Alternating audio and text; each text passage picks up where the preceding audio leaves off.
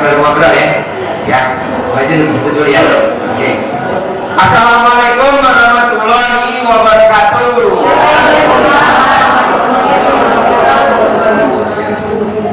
Saya mau cerita, teman-teman nanti diperhatiin. Saya tanya tamu saya, kenapa hutangnya 250 miliar bisa lunas? Kenapa utangnya 350 miliar bisa lunas? Kenapa nikah 18 tahun belum bunting-bunting bisa bunting? Kenapa gadis usia 58 tahun bisa dapat bujangan? Kenapa? Saya tanya, kata dia kuncinya cuma 2 kalau pengen hajatnya terkabul minggu ini. Apa tuh? Tidak boleh ingat-ingat yang sudah kita jalanin. Contohnya apa? Kalau kita lagi kesel sama anak, kita langsung ngebatin, padahal dulu waktu kamu sakit mama yang bawa ke dokter. Itu yang bikin hajat lemot. Atau kalau kita pernah nyekolahin keponakannya nggak pernah terima kasih sama kita, selalu kita ingat-ingat, padahal kan dulu waktu mamanya meninggal aku yang ngurusin. Contohnya apa lagi? Kita punya tetangga, pada saat itu dia kepentok sekolah, kan aku yang ngurusin sekolahnya. Nah, bisa gak yang udah lewat tidak boleh diingat lagi? Ibarat nyetir itu masuk ke belakang sehingga nabrak benturan. Kedua, apa yang bikin gagal, apa yang bikin hajatnya lemot? Menurut RDAE, pasiennya RDAE, kenapa? Yang kedua, takut sama yang di depan. Apa tuh yang di depan? Contohnya bapak dan ibu nonton TikTok, pas dilihat di TikTok ibu langsung inget, waduh ngeri juga ya. Nah itu yang bikin kita hajat lemot. Ibu nonton YouTube, waduh ngeri juga ya. Nggak boleh.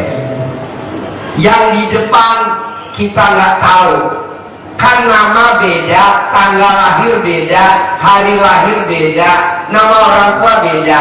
Dia ngalamin, kita belum tentu ngalamin. Ini enggak nonton TikTok, misalkan contoh kita ngeliat TikTok, waduh kalau nanti saya nikah lagi yang ketiga, nanti saya nikah lagi yang keempat, nanti kalau saya nggak boleh, nanti kalau saya ini nggak boleh, kalau saya ternak ikan koi sekarang lagi ada bakteri, wah nggak boleh. Dengar-dengar tahun 2023 mau ada krisis, waduh kalau bisa aset dijual-jual ini nggak boleh. Nah maksud saya, yang tahu ada di depan itu cuma Allah Subhanahu wa Ta'ala. Kitanya nggak boleh takut, tapi jalanin, syukurin, nikmatin. Jalanin, syukurin, nikmatin. Kalau bapak dan ibu yang dua bisa dipertahanin, saya angkat tangan, saya angkat topi. Tapi kalau bapak dan ibu yang kedua ketar-ketir takut, saya angkat tangan. Nah hari ini saya hadirin tamu saya, wanita yang sangat-sangat luar biasa, ditinggal suaminya. Apakah itu cerai mati atau cerai hidup? Ini kebetulan cerai mati. Kalaupun yang cerai hidup, saya nggak setuju untuk nikah lagi. Dan mbak ini saya saranin, mbak jangan nikah. Tapi kan saya punya anak, kedepannya gimana? Jangan mbak, tenang aja dah. Nanti anak kamu diterima di UI. Alhamdulillah anaknya diterima di UI. Saya sakit, alhamdulillah sembuh. Dia divonis sama dokter sakit kanker usus pencernaan dan stadium 3C dan sembuh. Nah maksud saya, kita dengar semangatnya mbaknya sebentar, nanti sambil kita tanya jawab ya, biar sambil nunggu tamu yang lain naik sebentar, saya panggil dulu Mbak Yeti. Tepuk tangan dong untuk Mbak Yeti. Ada Mbak Yeti ya? Ayo Mbak, sini Mbak. Oke. Mbaknya kalau diri kuat gak atau harus duduk? Duduk. Iya. Yeah. Kasih mikir Mbak. Kenalin ya, namanya Mbak Yeti, pasien tahun berapa? Terus waktu datang ke sini yang kenalin siapa? Terus Mbak Yeti, saya bilang, Mbak, bikin tajuk Allah. Gimana tuh kalau bikin tajuk Allah? Karena hajatnya ekstrim, Mbaknya juga harus berbuat ekstrim.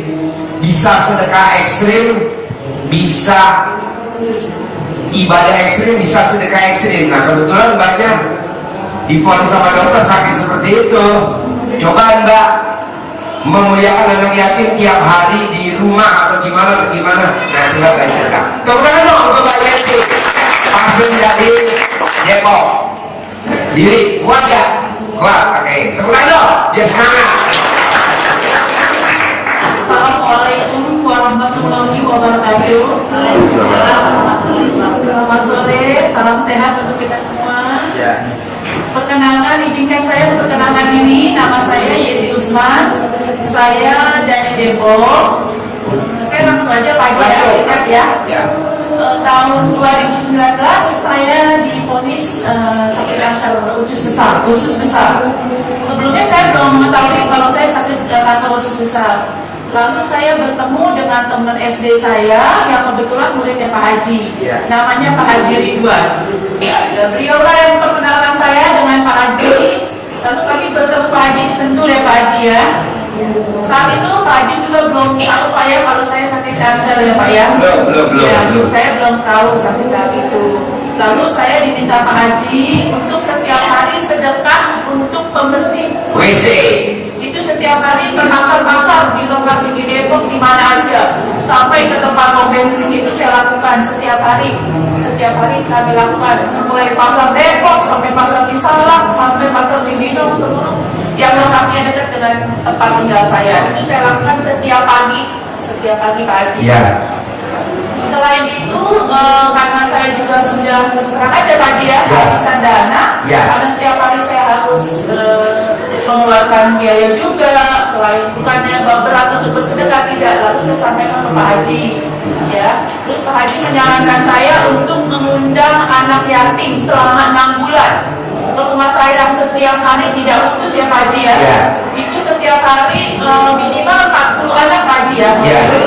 Setiap hari 40 anak datang ke rumah saya mendoakan saya. Sampai akhirnya saya dioperasi, diangkat 2 kali operasi. Kasih garis nih perempuan, geser lagi ke sini biar bisa maju ke depan, masuk maju. Terus lanjut Mbak. Iya. Sampai saya diangkat kanker saya 2 kali, dan saat itu pun masih anak-anak yatim datang ke rumah saya mendoakan saya. Jadi saya di rumah sakit, anak yatim di rumah saya mendoakan saya. Walaupun dari jarak jauh tetap itu tidak putus. Dan biayanya juga saya dibantu Pak Haji. Karena terus terang kemampuan saya terbatas saat itu, dan Pak Haji terus tidak putus setiap hari mengirim ke rumah saya anak-anak yatim itu.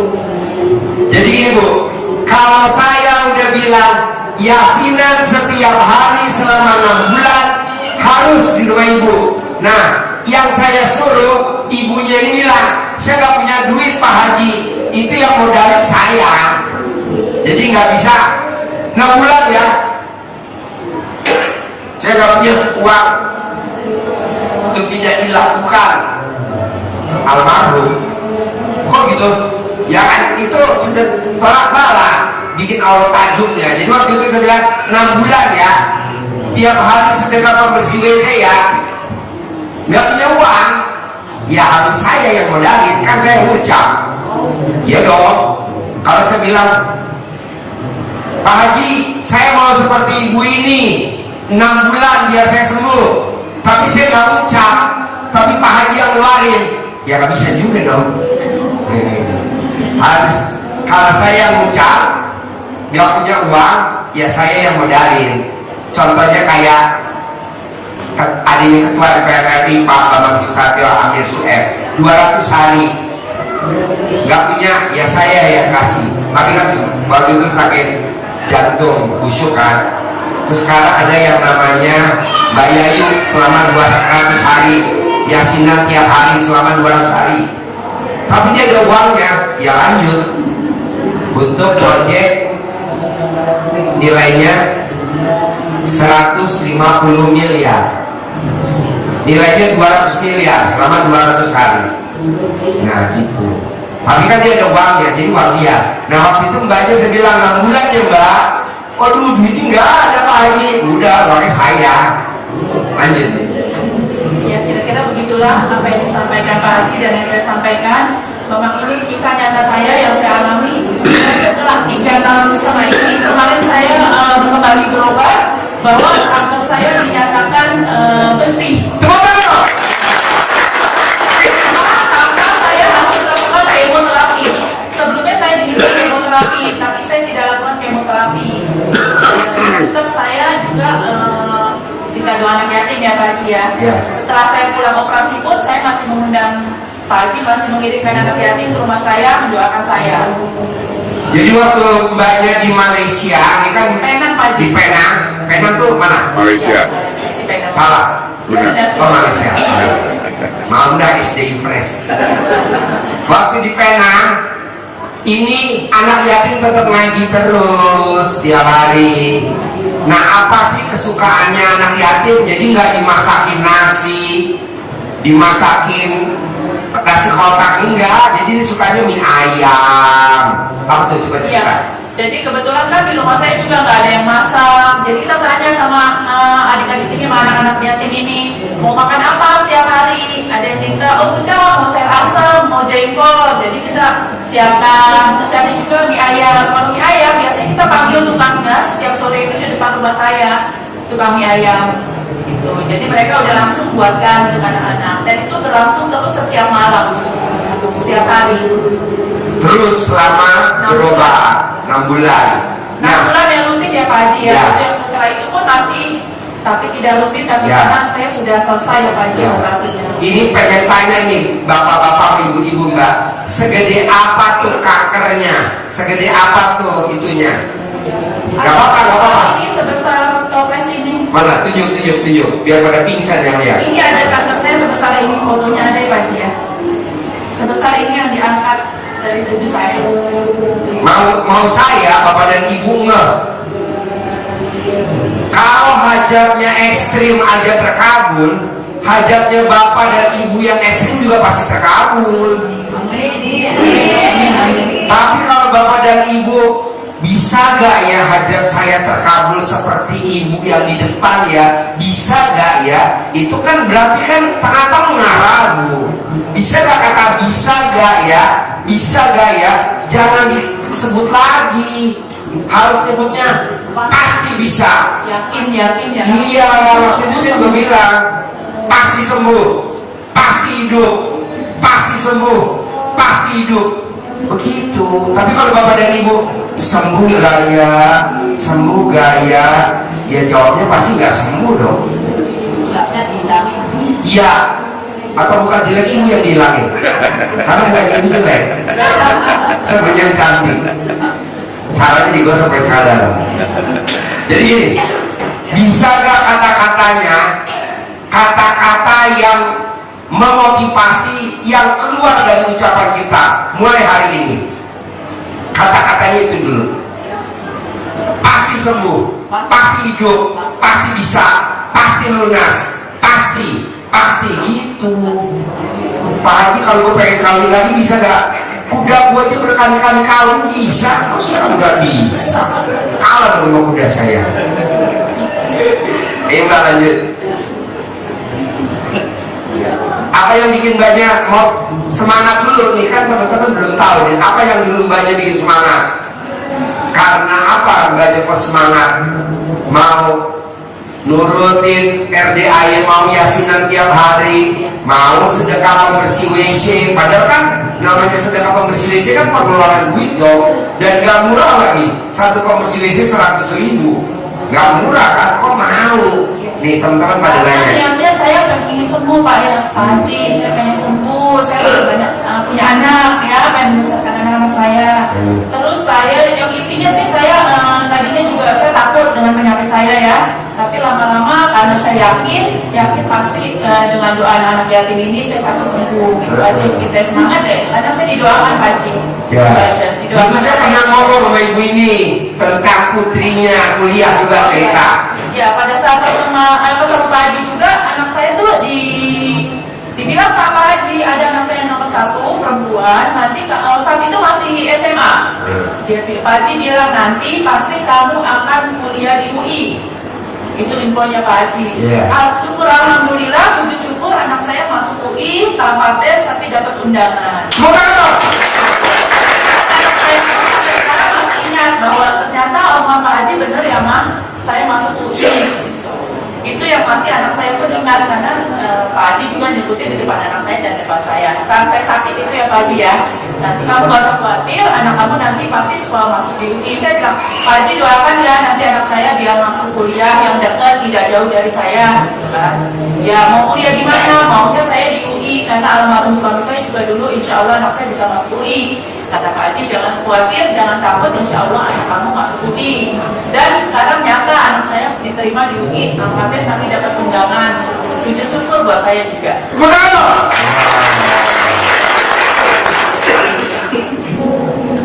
Jadi gini, ucapan adalah doa.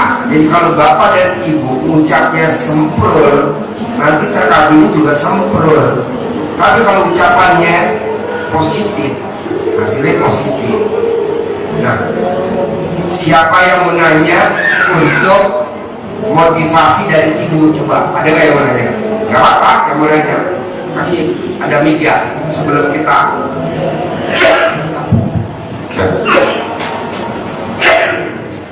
Diri boleh bos, diri bos, biar kelihatan alat kami ini bos. Assalamualaikum warahmatullahi wabarakatuh. Waalaikumsalam. Sugiarto dari Banyuwangi Pak Haji. Sugiarto dari Banyuwangi. Banyuwangi. Tepuk tangan dong, Banyuwangi. Pertanyaan saya buat ibu, pada saat anak-anak yatim sudah berdoa di rumah ibu dengan biaya Selama 6 bulan. selama 6 bulan, tetapi toh ibu masih ke rumah sakit untuk operasi. Apa dalam pikiran ibu, pada waktu mungkin pikiran ibu, saya didoakan kok masih masuk rumah sakit, apa itu atau bagaimana? Mau dijawab? Tepuk tangan dong. Ya Pak, karena begini Pak, memang dari hasil medis juga ternyata memang harus diangkat Pak. Nah, tapi saya bersyukur pada saat diangkat kondisi saya itu sudah sangat lemah, karena sudah dibakar otot dan sudah ke hati, jadi hati saya dipotong juga. Jadi disitulah saya bersyukur pasien seperti saya itu biasanya setelah diangkat itu sudah masuk di ICU katanya, karena saya sudah masuk yang kategorinya sudah sangat parah. Stadium 3C Pak. 3C. Iya, kanker saya. Dan di situ pada saat mau besoknya operasi pun malam harinya saya masih minta didoakan. Jadi kami pitcall dengan anak-anak itu di rumah. Saya besok mau operasi, sampai proses operasi berjalan itu ada sekitar setengah hari saya. Dan syukur alhamdulillah, biasanya pasien seperti saya itu tidak akan langsung masuk kamar rawat inap, tapi biasa di ICU. Tapi syukur alhamdulillah buat saya tidak sempat masuk ICU Pak. Itu karena saya yakin pasti, karena saya di rumah didoakan oleh anak yatim. Itu loh Pak yang membuat keyakinan saya itu, saya harus yakin dan takut bahwa di rumah itu saya juga didoakan gitu oleh anak-anak yatim, dan setiap hari ya nggak putus. Itu yang membuat keyakinan saya gitu. Jadi saya nggak punya rasa takut, saya ikhlas waktu itu pasar. Sebelumnya saya takut Pak, takut sekali saya, karena dengan yang dibilang ada masalah besar di tubuh saya yang belum diketahui bahwa itu kanker ganas atau tidak, itu saya terus terang saya takut sekali Pak, takut. Pikiran saya sudah, ya mungkin saya sudah ini akan berpulang, itu kan pikiran saya negatif thinking ya Pak ya. Tapi setelah saya bertemu dengan anak-anak yatim, setiap hari saya ketemu di rumah, saya didoakan, saya punya keyakinan gitu. Oh, saya harus yakin bahwa doa anak yatim ini pasti akan diijabah. Jadi pakai namanya sugesti, keyakinan. Karena ayatnya di Al-Quran, aku tuh Allah. Apa kata prasangka hambaku? Kalau hambaku yakin, aku juga yakin. Kalau hambaku ragu-ragu, aku juga ragu-ragu. Nah, Bapak hajatnya apa? Yakin pasti terkabul. Seperti mbaknya gini. Insya Allah. Karena kan kalau Bapak lihat, Ibu lihat, Ibu jangan lihat sebelah mata, harus dua mata. Mbaknya pada saat divonis sakit kanker itu tidak punya uang, betul? Betul. Nggak ada uang. Nggak ada uang. Saya sampai ke titik pun saya tidak punya uang, tapi saya memakai kartu kredit utama ya Pak ya. Itu saya memberanikan diri karena kondisi saya saat itu sudah harus diangkat ya. Tapi saya bilang Pak Haji, saya nggak punya uang loh. Saya pergi dengan kartu kredit utang saya bilang. Ya. Jadi yakin betul saya harus hidup, saya harus hidup ini Saya ya. harus sembuh Pak. Harus sembuh. Atau kalau Bapak jangan, Bapak jangan, saya kasih ngacang. Kasih saya. Saya nanti jawab dan saya testimoni nanti sebentar. Nanti. Sebentar sekarang biar Ibu dulu. Iya. Terima kasih Bu. Assalamualaikum warahmatullahi wabarakatuh. Haji Marco, bantuin saya yang nanya kasih oleh-oleh kopi Lio, kopi asli dari Bogor. Ya, yang nanya kasih satu pak, ambil tuh, dibuka tuh, dibetok dulu tuh, ambil satu pak tuh, segitu isinya 40. Nah, kasih satu kopi Lio, nah segitu kasih.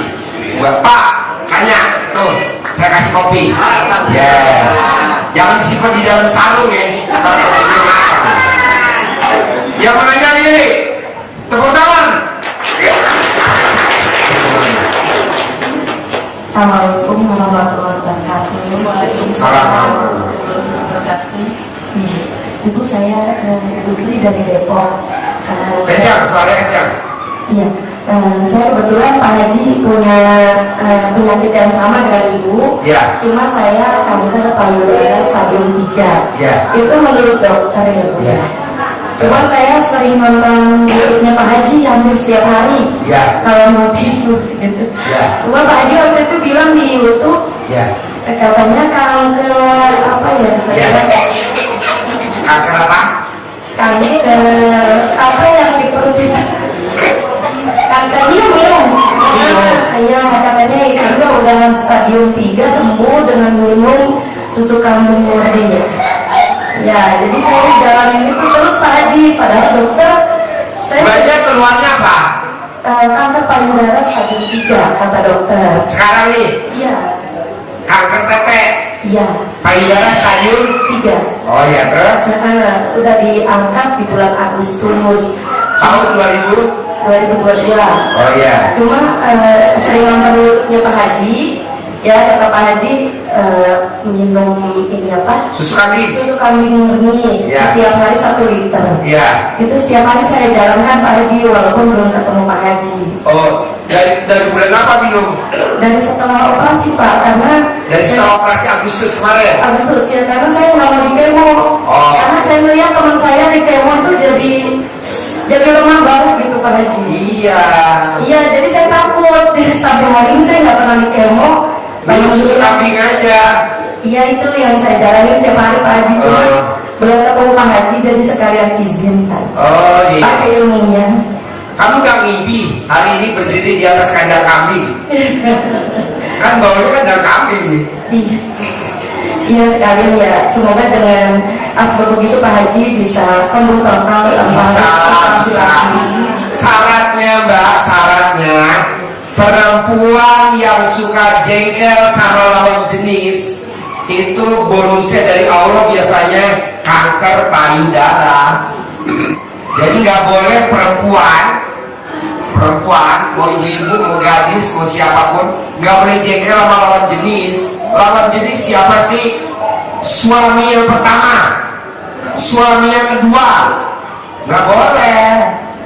Sama satpam nggak boleh, sama office boy nggak boleh, sama GrabFood yang antar makanan. Kalau kita pesen nasi padang, ayam goreng, dia ngirimnya ayam bakar. Kan kita nggak suka ayam bakar, kita marah, kita sebel. Terus kita ingat-ingat, kalau mau pesen mah jangan lewat GrabCar deh, suka ngeresek. Kalau mau pesen ayam goreng dikirim ayam bakar, gara-gara ayam doang kan? Nggak boleh. Jadi mbaknya kalau pengen sembuh mulai hari ini tidak boleh jengkel sesaat, jengkel sedikit pun sama lawan jenis, ntar sembuh. Obatnya itu doang. Bisa? Bisa. Nah, mbaknya harus semangat seperti mbaknya. Iya, tadinya nangis terus, sekarang ya. Nangis? Kenapa nangis? Ya kasihan ke anak-anak Pak Haji. Hah? Ya Bu ya, kasihan ya Bu ya. Oh nangis? Saat kita diponis pastinya kita kepikiran Pak, kita masih punya anak-anak gitu Pak, apakah bisa sembuh? Karena kan tanda kutip ya, penyakit kanker itu kan dinyatakan penyakit yang mematikan. Anak saya aja bilang gitu, oh, kalau mama kanker berarti mama cepat mati gitu. Tapi kembali lagi, akhirnya anak-anak itulah yang mensupport, yang lebih kuat daripada saya, yakin gitu. Anak-anak saya lebih tegar daripada saya. Nah pokoknya kuncinya mbaknya mah harus yakin. Nah mbaknya hari ini berdiri, apa yang mau ditanya dari mbaknya, apa mau tanya dari saya atau mau nanya mbaknya? Nanya Ibu juga sama Pak Haji juga. Apa pertanyaannya? Ya kalau ke Ibu ya maksudnya sama-sama kita perempuan ya Bu ya. Kita sama-sama berjuang Bu. Ya, perempuan, emang anak kamu sama? Ya tadinya saya sempat sedih, makanya pas lihat Ibu ada di depan saya terinspirasi untuk semangat gitu. Tepuk tangan dong! Wah, gak salah ya saya, gak salah saya impor dari Depok ya. Iya. Katanya termotivasi orang Depok. Iya, iya, iya. Sama-sama dengan Ibu masih semangat. Kita sama-sama saling mendoakan ya Bu. Ya Bu, jadi saya mungkin yakinnya yang belum maksimal. Yakinnya maksimal ya. Ini mbaknya ini sekarang 1000 kali lebih cantik dari waktu sakit. Waktu sakit gak cantik begini, betul? Waktu dia sakit, saya kan datang ke rumahnya, kontrol. Saya tidak ngaceng, asli. Tapi kemarin saya ketemu di Aeon Mall, saya dipanggil, saya lagi jalan. Jadi waktu itu cuma cerita, gimana ketemu saya? Gak apa-apa. Jadi kemarin itu hari Minggu tuh saya lagi reuni SMP Negeri 3 Depok bersama muridnya Pak Haji Ridwan. Lalu anak saya minta ke Aeon Sentul. Saat saya masuk ke Aeon, saya lihat Pak Haji dengan tamu-tamunya, tapi saya nggak berani mendekati karena kan tidak sopan ya, Pak Haji lagi banyak tamunya. Saya dua balik tuh muter ke Aeon itu, Pak Haji masih dengan tamunya.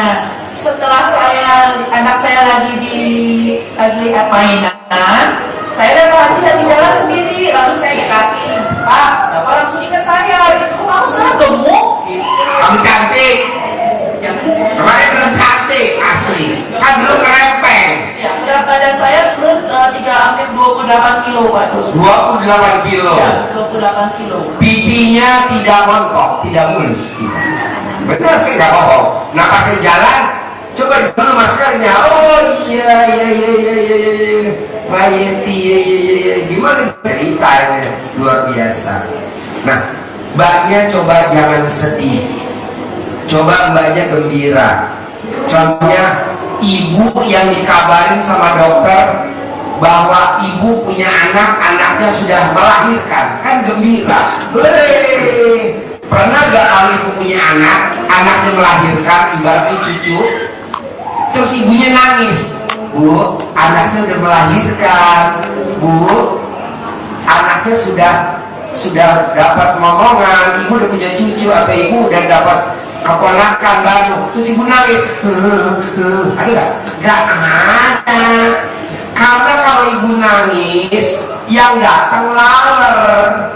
Kalau ibu ketawa gembira, yang datang tawon. Bedanya tawon sama laler, kalau tawon menghasilkan madu, kalau laler menghasilkan penyakit. Nah, coba mulai hari ini, bisa gak kita tamu-tamunya RDAY, pasiennya RDAY, hindarin nangis. Hindarin nangis. Paksain bangun tidur senyum. Ini juga saya paksain kalau bangun tidur senyum. Gimana mau senyum, Ji? Orang sebentar-sebentar ke belakang, orang sebentar-sebentar ke belakang. Udah mbak sambil senyum aja. Boleh gak saya ke rumahnya? Boleh. Saya datang tuh ke rumahnya waktu itu. Kita lihat survei mana kamarnya ini, mana ruang tamunya ini, mana dapurnya ini, mana warungnya ini. Supaya Pak, supaya mbaknya tuh yakin pasti sembuh. Nah, dan alhamdulillah dari berat badan turun sekarang udah mau normal, bahkan udah naik. Soalnya kalau dianya drop, anaknya pasti drop. Kan sekeluarga, namanya penyakit kan keluarga kan, kasihan. Nah, mbaknya bisa gak jangan mentalnya turun, harus seperti mbaknya ya. Ya. Ya bisa sembuh, kamu harus bisa sembuh. Ya pasti bisa ya Pak. Iya, apalagi mbaknya Depok. Datang aja, sering datang ke sini. Ini yang dari Banyuwangi aja, saya nggak pesen loh pasien Banyuwangi. Datang. Tadi gue pesen pasien Banyuwangi pakai celana kolor karena dia pakai sarung. Boleh sebenarnya Pak Haji satu Boleh. ini kan tadi Pak Haji bilang supaya nggak kesel sama lawan jenis. Kebetulan saya punya anak laki Pak Haji, pengen saya bantuin saya gitu. Tapi belum mau, padahal umurnya udah 20 tahun, hobinya di kamar aja, nggak keluar. Gampang Bu, ibu tinggal intip aja apa makanan kesukaannya dia. Dia sukanya apa? Nasi goreng. Nasi goreng.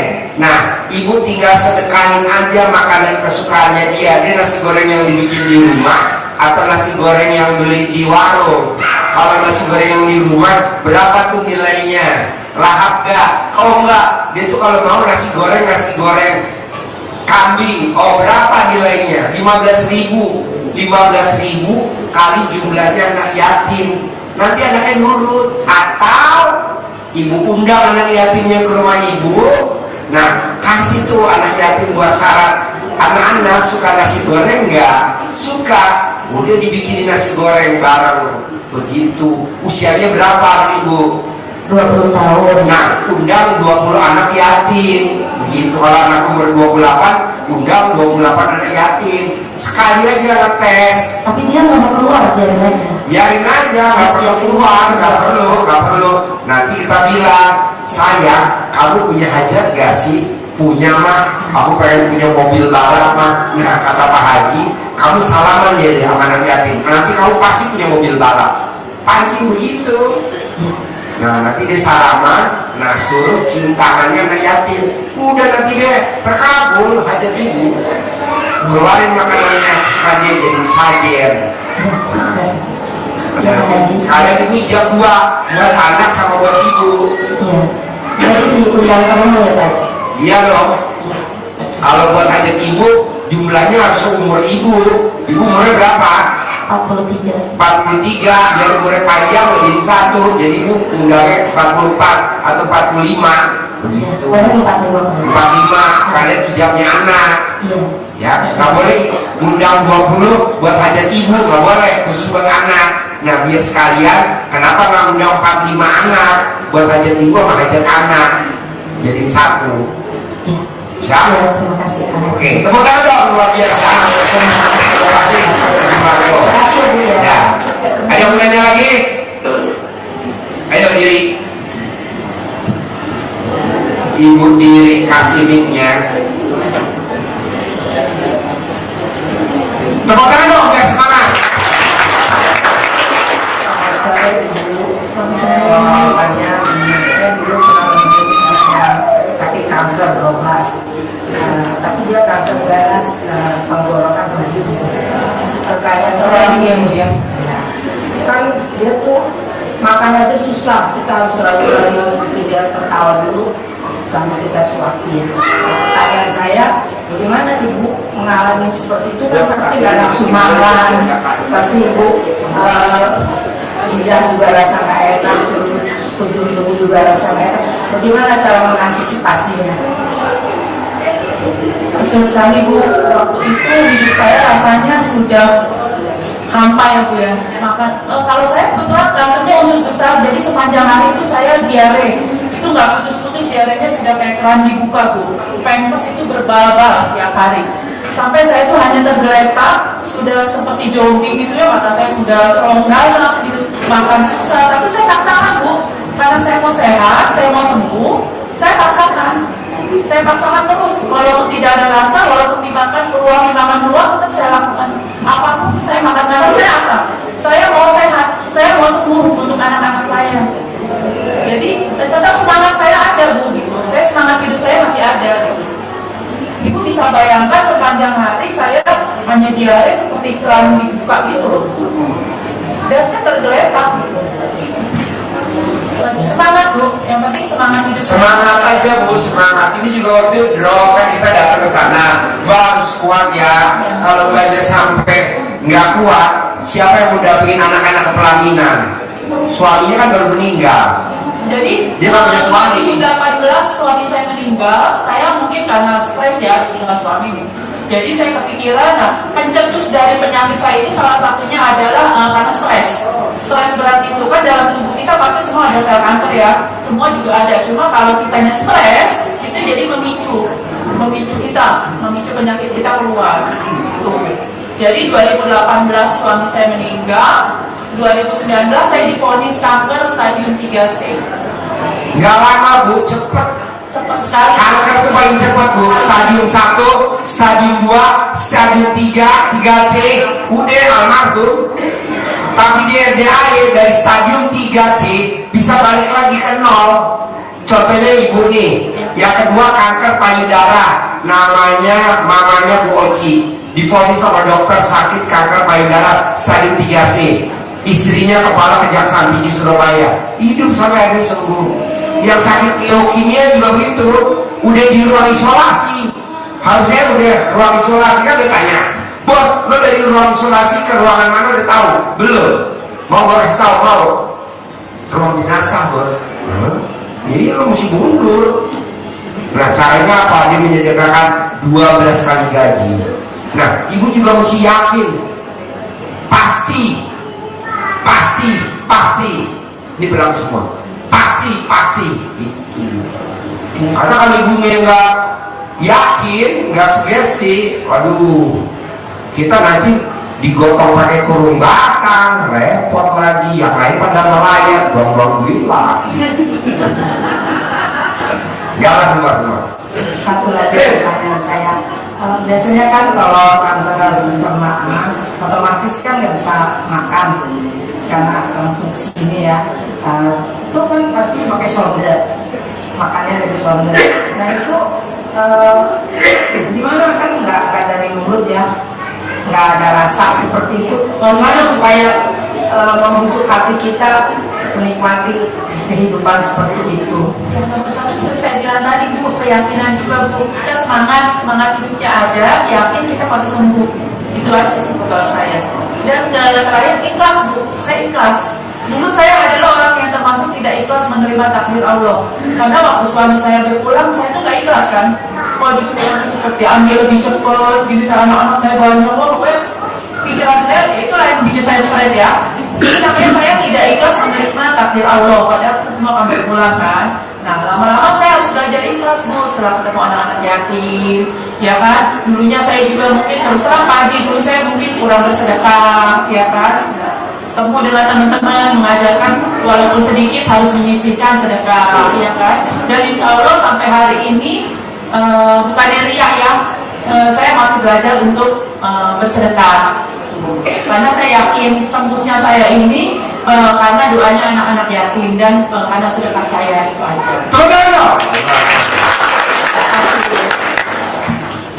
Kasih Haji Marco. Ada lagi mau nanya? Ada lagi? Ayo diri, cantik diri. Yes. Assalamualaikum warahmatullahi wabarakatuh. Waalaikumsalam. Saya berhadir dan begitu jauh sebelumnya dari sini di situ ya, masih di daerah Kampung. Yang saya mau tanyakan, yang namanya manusia kan nggak luput dari rasa galau. Nah pada saat berpikir yang paling rendah, ada nggak suatu amalan yang ibu lagi diam terus terbaca, kayak di samping dibantu sama anak-anak yatim ya? di samping dibantu sama sedekah ya. Ada nggak suatu amalan yang menguatkan jiwa di dalam batin di paling dalam begitu? Kira-kira apa tuh Bu amalannya? Kalau saya saat itu kebetulan saya dikelilingi oleh teman-teman yang banyak sekali yang mensupport saya, mendukung saya. Saya banyak dikirimi buku-buku, ya kan, buku-buku pengalaman, maksudnya buku-buku yang mensupport saya untuk saya semangat, buku-buku doa. Itu saya banyak sekali buku-buku doa yang setiap hari saya baca. Kadang kan kita tergeletak nggak bisa apa-apa, alhamdulillah masih bisa baca, masih bisa istighfar, masih bisa zikir. Itu aja Bu yang saya lakukan setiap hari. Karena kan kakak saya sendiri nih kan kanker darah ya, di Bandung itu udah hampir 4 tahun Haji. Leukemia. Itu dia ya. Jadi dia udah berbaring lemas, terus udah gak ada semangat gitu. Jadi intinya kalau ada obat suntik mati dan kamu mati aja gitu. Jadi ini kan suatu motivasi ya, biar saya sampaikan ke kakak saya mungkin ya ini satu semangat mungkin ya, semangat mungkin apa ibaratnya? Keyakinan. Yakin ya. Dan mungkin bersedekah juga mungkin tadinya Maksa. ya. Nah, Jadi waktu itu ibu kan saya suruh ngundang anak yatim 60 tiap hari. 60 hari tiap hari. 2 mobil ini susu elok 60 hari. Tapi kan ibunya nggak ada kemampuan uangnya, karena kan untuk berobat ke Penang aja kan duitnya nggak ada. Nah, karena berobatnya ke RDAY dan RDAY yang udah mutusin harus 60 hari dan resikonya harus yang ngambil RDAY, jadi kita kirim. Jadi tol, kalau lewat tol, solar, anak-anak, ustadznya, pendampingnya, kita yang biayain. Makannya apa Mbak? Oh, mie ayam berapa kira-kira? Ya udah, saya titip dulu ya 5 juta, titip lagi nanti 5 juta. Malah kadang saya lupa, kakaknya WA saya berkali-kali, Haji saldonya udah kurang, ya kirim lagi 5 juta lagi, kirim lagi, gitu Mbak. Jadi usianya berapa kakaknya? Kakak saya itu 58. Ya udah anak yatim 60 dah. Jadi 58 kan biar umurnya panjang, tambahin 2 tahun dah. 60. Ada Bandung Haji. Bandung jauh gimana? Iya nak cari di sana, cari anak yatim yang di Bandung. Kalau di sini kan dia dekat Depok, kita ngirim begitu. Nah kalau ke Bandung kita ngirim, bukan nggak mau, kan berapa jam tuh PP tadi nggak ada sekolah kan? Nah ini kan kita kalau ngirim anak-anak pulang sekolah, kita kirim. Nah ini coba disiasati dengan cari anak yatim di sekitar situ. Sekitar lingkungan rumah. Iya, sejumlah umurnya dia tambahin 2 anak, 3 anak, dia umurnya panjang. Kalau umurnya 58 dia tambahin 2, dia 60. Ngaji, ngasih makan. Kalaupun nanti dia umurnya pendek Bu, ini buat tabungan dia dikubur. Ya kan? Ya kalau dulu kan ada tuh sakit TBC tulang, potong sapi harga 100 juta. Entar kalau umurnya pendek gimana Ji? Ya jangan ngomong begitu, umurnya panjang dong, berarti umurnya pendek. Oh gitu ya? Iya dong, sampai hari ini masih hidup. Di mana sih orang sakit TBC tulang hidup? Kayaknya nggak ada di muka bumi ini. TBC tulang ya keropos, mati. Atau kista lever, kita potongin kerbau, pedong bungo yang harga 1 miliar, sembuh. Tapi mana ada orang sakit kista lever hidup, di mana-mana mah meninggal, tapi ini hidup. Ini Berapa lama Haji? Untuk sampai berapa lama? kenapa? Berapa lama gitu kakak saya di sana harus Mau disamain selama 60 hari bisa, sampai sembuh bisa. Tapi kan yang namanya bersedekah nggak ada jeleknya juga dong. Namanya bersedekah kan, ke anak yatim kan. Mungkin kita dulu waktu sehat kurang sedekah kali. Makanya kan kadang tamu-tamu nanya, Ci kenapa sih sedekahnya sembuh mesti maksa? Kan ada ayatnya, itu kan bukan gue yang bikin. Sedekah subuh harus, jangan sampai bolong. Nah kita sekarang bikin lagi sedekah Jumat barokah, nggak boleh bolong. Maksudnya buat jaga biar kita umur panjang, rezeki panjang. Minimal di usia kita di bawah 60 tahun kita masih bisa megang duit di atas 10 miliar. Belum pernah kan orang umur di bawah 60 tahun bisa megang duit 10 miliar belum pernah. Nah ini kan ilmu LDA ilmu gak waras.